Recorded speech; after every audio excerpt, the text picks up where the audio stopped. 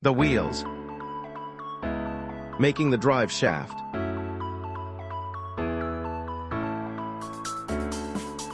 Connecting the drive shaft to the front wheels.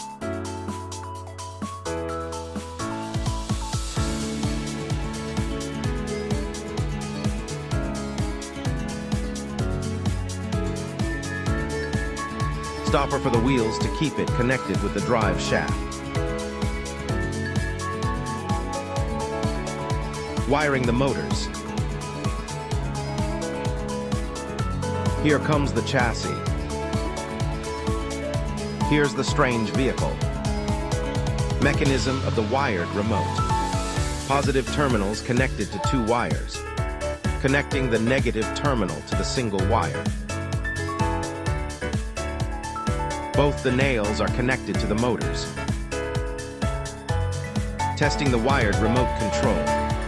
And it's working. That's how you can build a wire remote control car at home.